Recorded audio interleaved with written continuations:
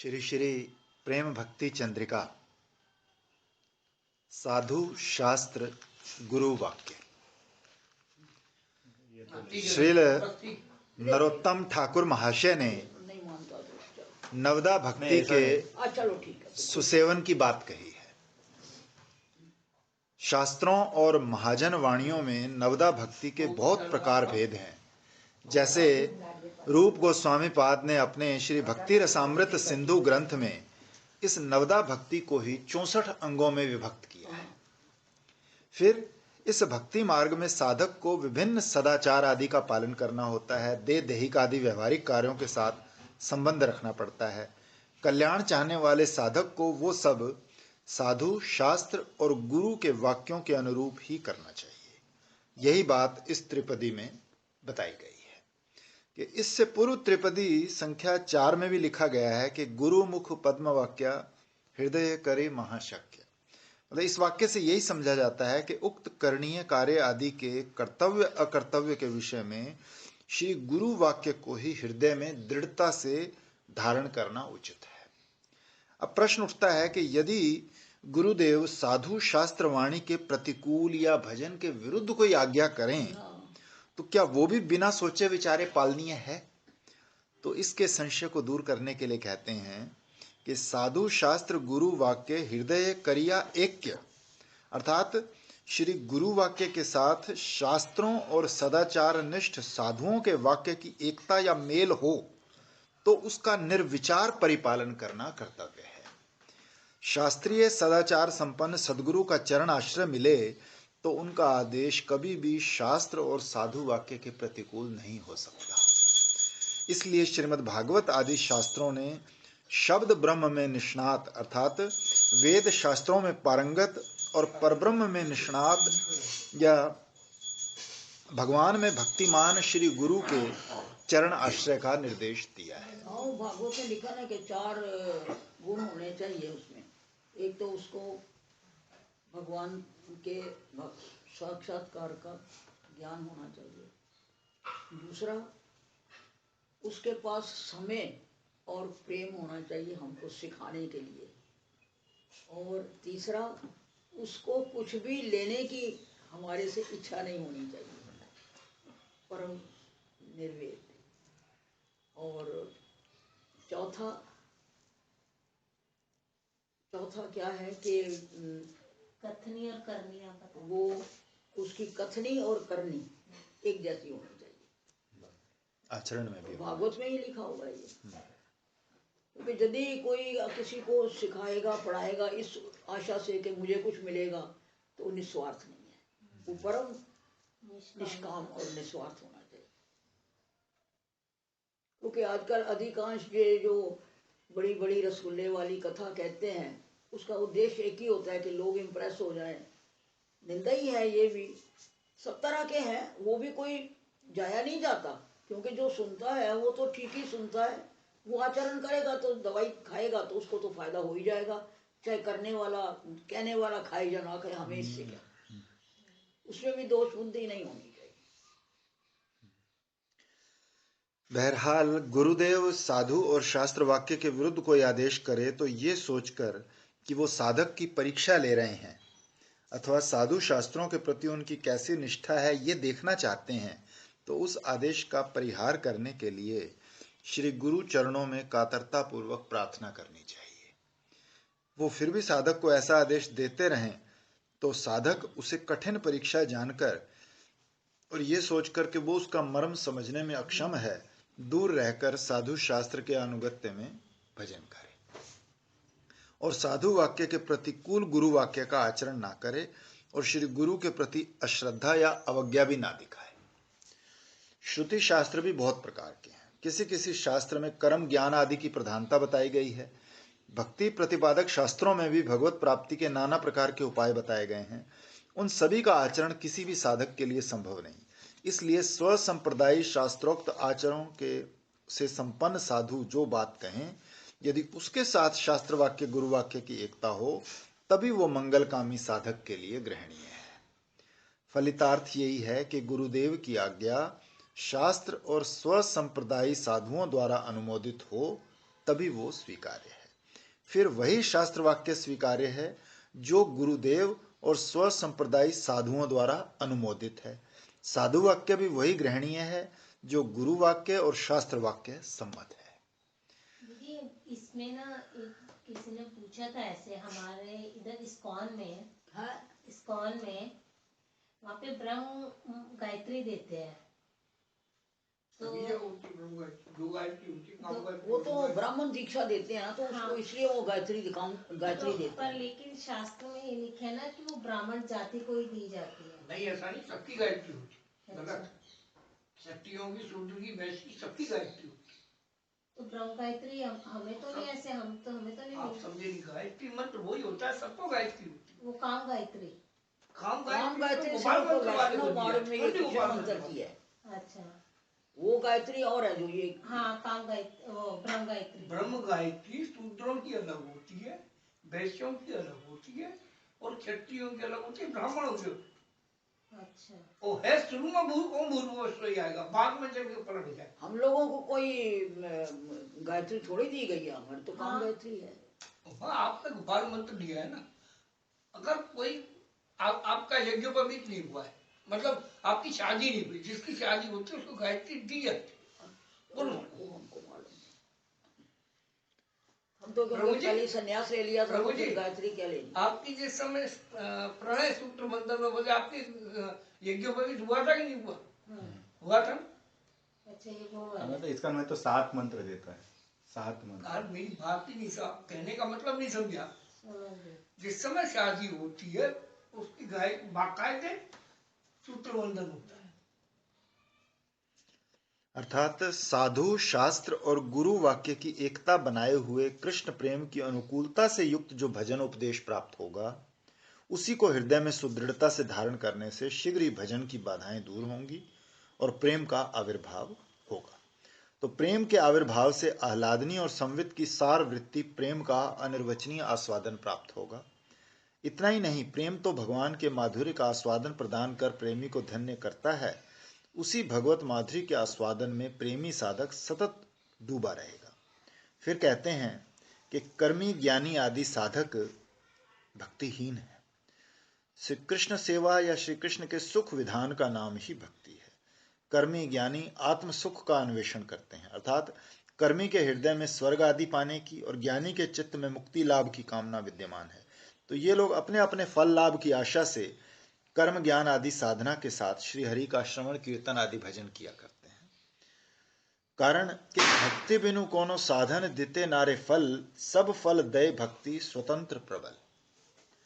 फिर भी ये सब सकाम होने के कारण भक्तिहीन हैं, कारण भगवान की सेवा की अभिलाषा इनके हृदय में नहीं जगती, तो ये केवल फल सिद्धि के लिए भजन किया करते हैं। श्री ठाकुर महाशय कहते हैं कि सत्संग के समय प्राकृत कृष्ण भक्त से इन्हें अलग करना होगा, अर्थात इनका संग नहीं करना।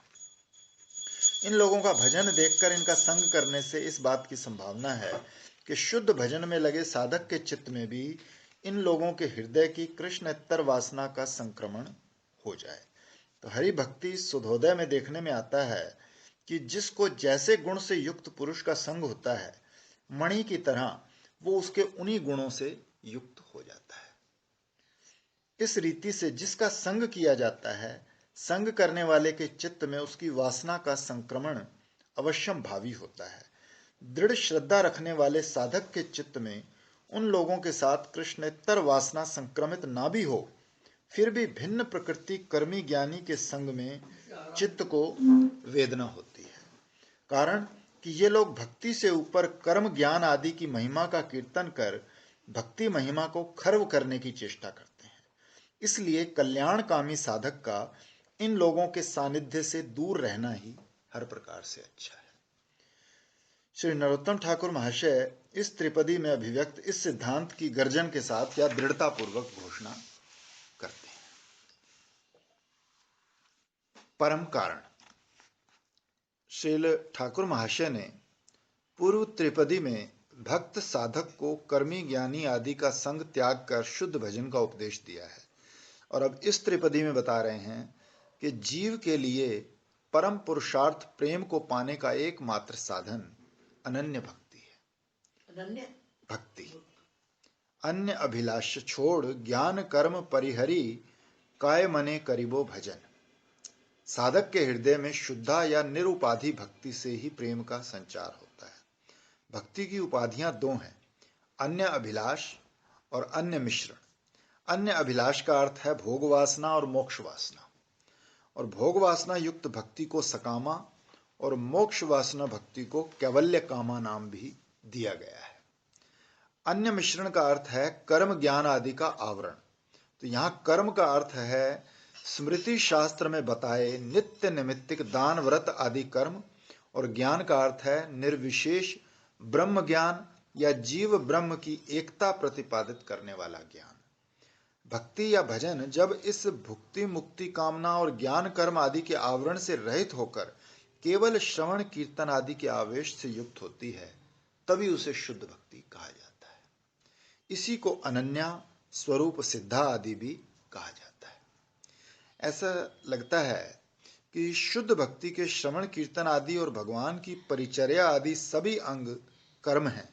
भजनीय भगवान और भजन तत्व का अनुसंधान ज्ञान है, किंतु ये कर्म और ज्ञान नहीं है, साक्षात भक्ति के ही अंग विशेष हैं। कारण यह है कि भक्ति से निकला जो ज्ञान और क्रिया है वो भगवान की ही स्वरूप शक्ति की वृत्ति है, अतः गुणातीत और चिन्मय है। ये चिन्मय स्वरूप शक्ति भक्ति करने लगते तो उसके कर्म अपने आप ही शुद्ध हो जाएंगे और उसको भगवान के स्वरूप का अपने आप ही ज्ञान हो जाएगा। तो अलग से करने की जरूरत नहीं है, मतलब ये है। श्री रूप गोस्वामी पाद ने श्रुति स्मृति सम्मत शुद्ध भक्ति के पूर्ण लक्षण बताते हुए लिखा है कि अन्य अभिलाषा से शून्य, ज्ञान कर्म आदि द्वारा अनावृत और श्री कृष्ण विषयक अनुकूलता लिए हुए जो अनुशीलन है उसी को उत्तमा भक्ति कहते हैं। उल्लिखित श्लोक की श्रीमद् जीव गोस्वामी पाद की टीका का सार मर्म ये है कि अनुशीलन क्रिया शब्द की तरह केवल धातु का अर्थ मात्र ही बताता है। अब धातु के अर्थ दो प्रकार के हैं, प्रवृत्ति और निवृत्ति रूप में। दोनों ही क्रियाएं कायिक, वाचिक और मानसिक चेष्टाओं के रूप में प्रकाशित होती हैं। तो यहाँ शील धातु का अर्थ जो शीलन है, तो उसकी प्रवृत्ति मूलक तीन प्रकार की चेष्टाएं हैं। देह द्वारा श्री कृष्ण की परिचर्या आदि, और वाक्य से उनके नाम गुण लीला आदि का कीर्तन, और मन से उनके रूप गुण लीला आदि का चिंतन, और अंतःकरण में सदा प्रिय संपादन। निवृत्ति मूलक चेष्टाएं हैं काय मनोवाक्य से सेवा अपराध और नाम अपराध आदि का वर्जन। आनुकूल्य शब्द श्री कृष्ण को रुचिकर प्रवृत्ति ही बताता है। भक्तित्व सिद्धि के लिए आनुकूल्य शब्द का प्रयोग हुआ है, कारण प्रतिकूल आचरण द्वारा भक्ति सिद्धि कभी नहीं होती।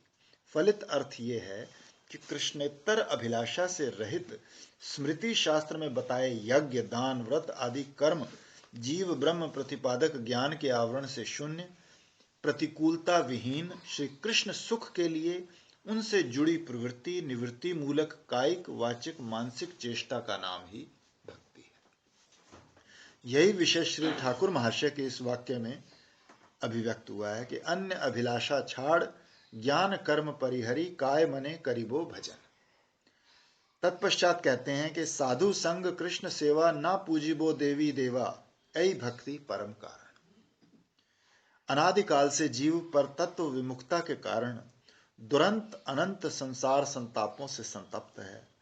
तो साधु संग को छोड़कर अन्य किसी भी उपाय से अनादि कर्म संस्कारों से दूषित हुआ चित्त राग द्वेष आदि कषाय से शून्य होकर भगवत भजन में प्रवृत्त नहीं हो सकता। इस संबंध में श्रीमद् जीव गोस्वामी पाद ने अपने भक्ति संदर्भ में विशेष रूप से विचार कर जो सिद्धांत बताया है उसका सार मर्म यह है कि भगवान परम आनंदैक घन है, अपाप विद्य हैं। जीव से उनकी यही विलक्षणता है।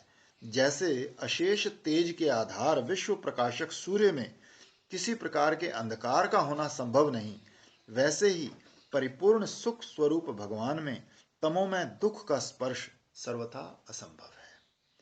श्रुति भी ऐसा कहती है, जीव का दुख उन्हें स्पर्श नहीं कर सकता, वो अपने आनंद में स्वयं विभोर हैं।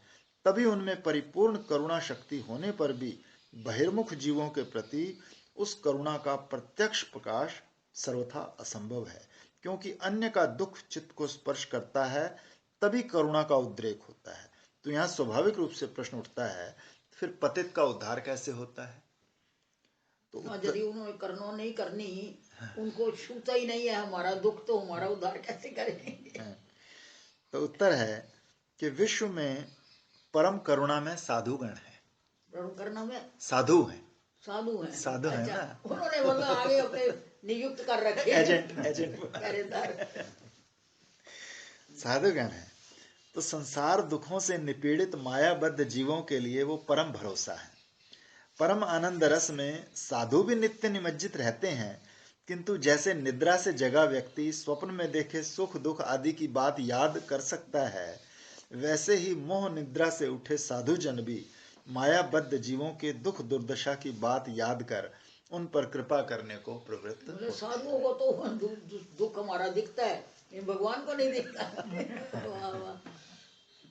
इसलिए भगवान की जो करुणा महतगण के हृदय में विराजती है, वो महत की कृपा को ही वाहन बनाकर जीवों में संक्रमित होती है। वो अपनी लीला में आपको वो तो अपनी लीला में आपको इस काम के लिए लगा दिए। स्वतंत्र रूप से नहीं। फिर ये साधु महत कृपा साधु संग के बिना अन्य किसी उपाय से प्राप्त नहीं है। प्रबल भागवती शक्ति संपन्न साधु महात्माओं की देह इतनी पवित्र होती है कि उनके हृदय में स्थित भक्ति की आलोक किरणें चतुर्दिक बिखर कर चारों ओर के लोगों के चित्त में पवित्र भाव का संचार करती रहती हैं। साधु संग की ऐसी महेशी शक्ति है। पुण्य तीर्थ आदि में प्रायः ही साधु समागम होता है, वहां वैसा साधु संग अपेक्षाकृत सुलभ होता है। तो इन साधु महात्माओं के श्रीमुख से श्री हरि कथा सुनते सुनते जीव के चित्त में भगवान के प्रति श्रद्धा उत्पन्न हो जाती है। इसी के फलस्वरूप सदगुरु चरण आश्रय प्राप्त होता है, और इस साधु संग से ही श्रवण कीर्तन आदि नवदा भक्ति साधना में क्रमशः निष्ठा रुचि आसक्ति और रति दशा में पहुंचकर साधक परम पुरुषार्थ प्रेम पाकर धन्य हो जाता है। इस प्रकार जीव का कबीर जी ने कहा ना, एक घड़ी आधी घड़ी, आधी से भी आध, कबीर संगत साध की कोटि छूटे अपराध।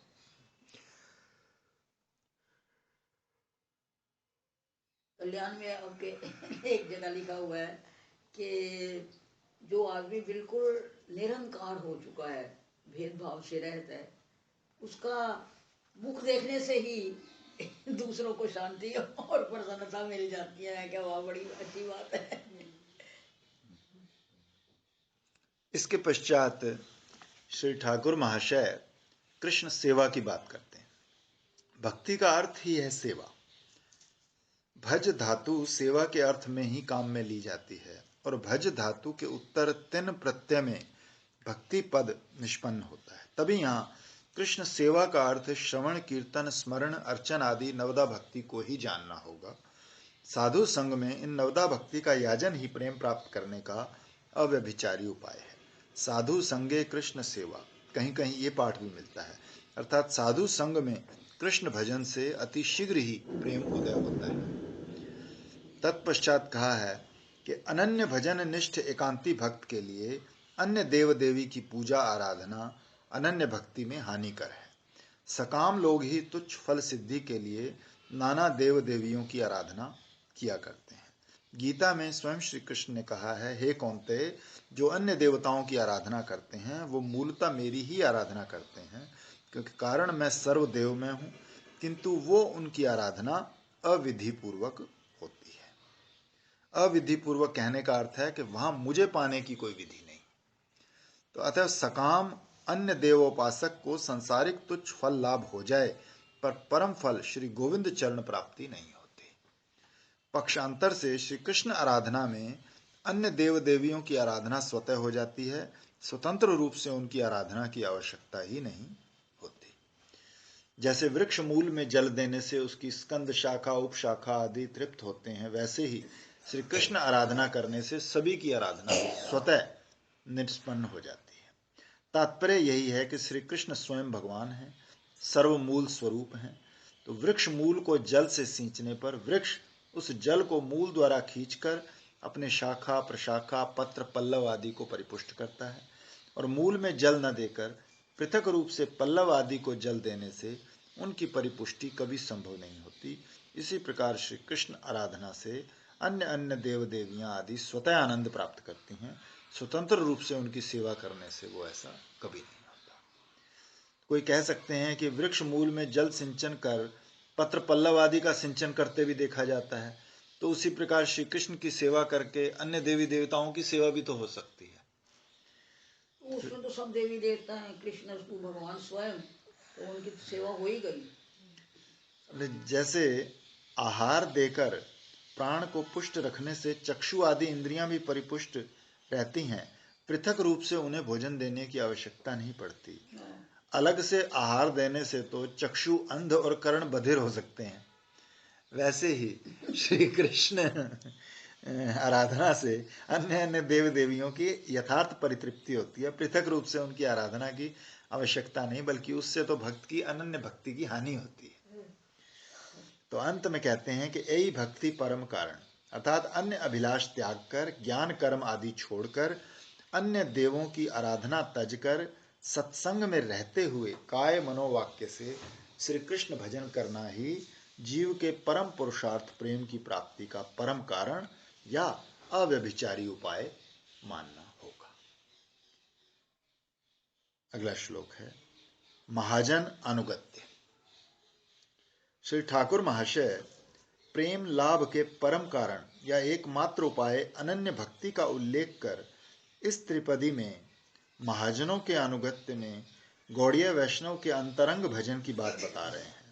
महामुनि वेद व्यास ने महाजन अनुगमन को ही आध्यात्मिक राज्य का निर्भूल और निरापद मार्ग बताया है। तर्क की प्रतिष्ठा नहीं, अर्थात एक जन ने बहुत विचार कर जो निर्णय किया, अन्य पंडित ने उसका खंडन कर अपना मत स्थापित कर दिया, तीसरा और कर देगा। इस प्रकार तर्क का कोई स्थायित्व नहीं होता। फिर ऐसे ऋषि नहीं जिनके मतों में भेद नहीं, इसलिए यथार्थ धर्म का तत्व बड़ा गहन है। अतः जिस साधन पथ का अवलंबन कर महाजनों ने अपनी अभीष्ट वस्तु प्राप्त की है, उनके द्वारा प्रवर्तित वो पंथ ही अभीष्ट प्राप्ति का अभ्रांत उपाय है। तभी ठाकुर महाशय कहते हैं कि महाजनेर जय पथ ताते होबो अनुरत, अर्थात महाजनों द्वारा आचरित या प्रवर्तित साधन पथ में ही अनिरुक्त होऊंगा, उसी में आसक्ति दिखाऊंगा। तो गौड़ीय वैष्णवों के राग भजन में इस महाजन प्रदर्शित पंथा में अनुरक्ति या आसक्ति की एक अलग विशेषता है। केवल महाजनों द्वारा आचरित पंथा में अनुरक्ति रखने से ही काम नहीं चलेगा, स्वसंप्रदायी महाजनों के पूर्ण अनुगत्य में साधन भजन करना होगा। श्रीमद् रूप गोस्वामी पाद ने लिखा है कि सेवा साधक रूपेण सिद्ध रूपेण चात्र ही तद्भाव लिप्सुना कार्या ब्रज लोकानुसारत। साधक रूप में यथावस्थित देह से और सिद्ध रूप में अंतश्चिंतित अभीष्ट सेवा उपयोगी देह से ब्रज में स्थित अपने अभीष्ट श्री कृष्ण की रति विशेष चाहने वाला व्यक्ति ब्रज लोक गण के अनुसरण या अनुगत्य में सेवा करे। सिद्ध रूप से मानसी सेवा श्री राधा ललिता रूप मंजरी के अनुगत्य में, और साधक रूप से देह आदि की सेवा श्री रूप सनातन आदि ब्रजवासियों के अनुगत्य में ही करे। श्री ठाकुर महाशय ने कहा कि पूर्व महाजन और पर महाजन का विचार कर उन्हीं पर महाजनों के अनुगत्य में यथा योग्य भजन करे जो स्व अभिष्ट भाव से विभावित हैं। श्री विश्वनाथ चक्रवर्ती पाद ने लिखा है कि इस विशेष कलयुग में श्रीमन महाप्रभु की कृपा से गौड़ीय वैष्णवों को ब्रज की जिस सर्वोत्कृष्ट मधुर रसोपासना का सौभाग्य मिला है, उसी मधुर रस का भजन करने वाले पूर्व महाजन दंडकारण्यवासी मुनिजन वृहत वामन पुराणोक्त श्रुतियां और चंद्रकांति आदि ने श्री कृष्ण को कांत रूप में पाने के लिए प्रलुब्ध होकर कांत भाव अवलंबन कर नित्य सिद्धा गोपियों के अनुगत्य में भजन कर गोपी देह प्राप्त कर कांता रूप से श्री कृष्ण की प्रेम सेवा पाई है। पद्म पुराण में दंडकारण्य मुनियों के विषय में लिखा है कि पुरा काल में दंडकारण्य में कुछ कृष्णोपासक ऋषि थे। श्री रामचंद्र पिता के वचनों के पालनार्थ सीता और लक्ष्मण के साथ दंडकारण्य पहुंचे तो उन्हें देखकर उन महर्षियों के मन में कांता भाव से अपने उपास्य श्री कृष्ण का माधुर्य आस्वादन का लोभ हुआ। यद्यपि उन लोगों ने लज्जावश इस विषय में श्री रामचंद्र से कोई वर नहीं मांगा, तथापि वांछा कल्पतरु श्री राम की कृपा से राग भक्ति साधना में सिद्धि प्राप्त कर उन्होंने गोकुल में गोपी रूप में जन्म ग्रहण किया मुनिचर गोपियां हैं। और कांता भाव श्रुतिचर, से मुनिचर और मिथिला की और मथुरा की कई यूथ 19 यूथ है ना, यूथ है। 19 यूथों में ये है। ब्रह्मलोकवासी श्रुति अधिष्ठात्री देवताओं ने श्री कृष्ण दर्शन कर प्रार्थना की थी कि हे कृष्ण, कोटि कंदर्पों को लजाने वाली तुम्हारी अंग कांति दर्शन कर हम लोगों का चित्त मदन विक्षुब्ध हो रहा है और कामनी भाव से तुम्हारी सेवा की लालसा हो रही है। जैसे श्री वृंदावन वासिनी गोपिकाएं प्राण वल्लभ ज्ञान से मधुर भाव से तुम्हारी सेवा करती हैं, तो उसी प्रकार तुम्हारी सेवा करने की हमारी प्रबल वासना हो रही है। तो इन लोगों ने भी गोपी देह प्राप्त कर कांता भाव से ब्रज का सेवा अधिकार पाया था। ये अलग यूथ आ गया। सभी ये मुनिचर, श्रुतिचर, ब्रह्म विद्या स्वयं तपस्या कर रही है कि मुझे कृष्ण प्रेम मिले, उसको भी नहीं मिला। पद्म पुराण में चंद्रकांति नामक गंधर्व कन्या के विषय में लिखा है कि ये श्री कृष्ण की आराधना कर श्री कृष्ण के एकांत भक्त ब्रह्मा जी के वर से श्री विशुभानु कन्या में मिल गई। तो इन सभी ने कांता रूप से संभोग इच्छामय प्रीति से श्री कृष्ण की सेवा पाई। फिर जयदेव, विद्यापति, चंडीदास, विल्वमंगल आदि की सखी भाव की उपासना की बात भी जानी जाती है। ये सभी महाप्रभु से पहले के थे, सो पूर्व महाजन हैं। श्री रूप, सनातन आदि षड गोस्वामी ही पर महाजन हैं। ये सभी ब्रज के नित्य सिद्धा मंजरियां या श्री राधा की नित्य किंकरियां हैं। शिव महाप्रभु के साथ उनके पार्षद रूप में आविर्भूत हुए हैं। मंजरी भाव साधना का विश्व में प्रचार कर विश्व के साधकों को ब्रज निकुंज में ले जाकर श्री श्री राधा माधव की प्रेम सेवा दान कर उन्हें धन्य करने के लिए इन पूर्व और पर महाजनों की साधन रीति पर विचार करने से पता चलता है कि जो लोग कांता भाव से संभोग इच्छामयी रति से श्री कृष्ण माधुरी का आस्वादन करते हैं, वे श्री कृष्ण का पूरा माधुर्य आस्वादन करने का सौभाग्य प्राप्त नहीं करते। कारण कि श्री कृष्ण माधुर्य सिंधु श्री राधा के सानिध्य में ही निस्सीम रूप से समुच्छ्वसित और उत्ताल होता है। श्री चैतन्य चरितामृत में श्री कृष्ण की उक्ति है कि यद्यपि निर्मल राधार सत प्रेम दर्पण तथापि स्वच्छता तार बाड़े क्षणे क्षण आमार माधुर्येर नहीं बाड़ीते अवकाशे ए दर्पणेर आगे नव नव रूपे भासे मन माधुर्य राधा प्रेम दोहे हौड़ करी क्षणे क्षणे बाड़े देहो कोहे नहीं हारी। जो लोग राधा रानी की सखी के भाव में श्री युगल किशोर की उपासना करते हैं, वे युगल के असम और्ध्व माधुर्य के आस्वादन का सौभाग्य तो पा जाते हैं, किंतु सर्वाधिक युगल माधुरी का आस्वादन कर धन्य होते हैं मंजरी भाव के उपासक।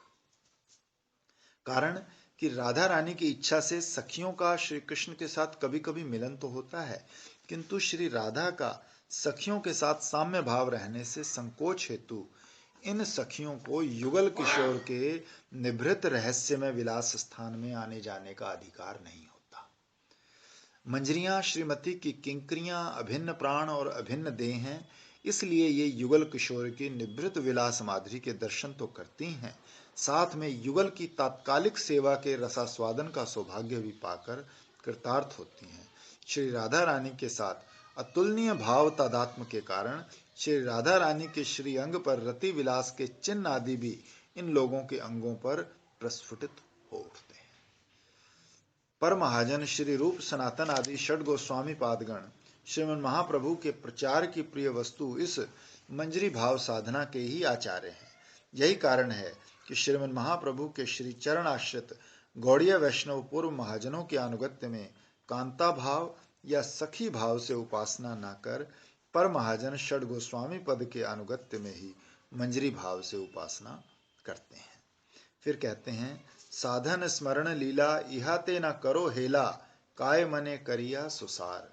लीला स्मरण ही रागानुगा मार्ग का मुख्य भजन अंग, कारण राग मनोधर्म है, स्मरण भी वही है। भगवान के नाम रूप गुण लीला आदि के साथ मन का संयोग होने पर ही वो स्मरण कहलाता है। श्री ठाकुर महाशय के कहे इस मनोविज्ञान में किसी प्रकार का व्यभिचार नहीं होता। स्मरण का कार्य चित्त शुद्धि की अपेक्षा रखता है। इसलिए ये आरंभ में साधक को कष्ट साध्य या दुस्साध्य लगता है। अतः इस भजन अंग में शिथिलता या अवहेलना आ सकती है। साधक अपने पुरुष भाव की चेष्टा का अभिमान त्याग कर भगवान की कृपा का अवलंबन कर स्मरण अभ्यास करता रहे तो अनायास चित्त शुद्धि होती है और क्रमशः लीला चिंतन सुगम और सुखकर हो जाता है। स्मरणांग भक्ति याजन भगवान की कृपा सापेक्ष है, किंतु साधक का मन संयोग भी नितांत आवश्यक है। कारण साधक का साधन प्रयत्न या भजन उत्कंठा ही भगवान की करुणा का निस्सरण संभव बनाती है। तभी श्री गुरु प्रदत्त अपने सिद्ध स्वरूप में अभिमान स्थापित कर काय मनोवाक्य से साधक को लीला स्मरणंग भजन में लगना पड़ेगा। स्मरणांग भजन भगवान की करुणा सापेक्ष है, पुरुष प्रयत्न साध्य नहीं। इसलिए जिस दिन कृपा होगी तभी इस भजन में प्रवृत्त होऊंगा। इस समय स्मरणांग भजन की प्रचेष्टा की आवश्यकता नहीं। तो ऐसा निरुद्धम या नैराश्यपूर्ण चित्त में भगवत करुणा का आविर्भाव कभी नहीं होता। इसलिए श्री ठाकुर महाशय कहते हैं साधन स्मरण लीला इहा तेना करो हेला काय मने करिया सुसार। हम शुरू करेंगे, उत्कंठा बढ़ाएंगे, जब भी तो उनकी कृपा होएगी। हम कहें ये हमारे से तो नहीं होता, ये तो बड़ा कठिन है, तो फिर कैसे होगा? जिस दिन कृपा होगी तब कर लेंगे। कृपा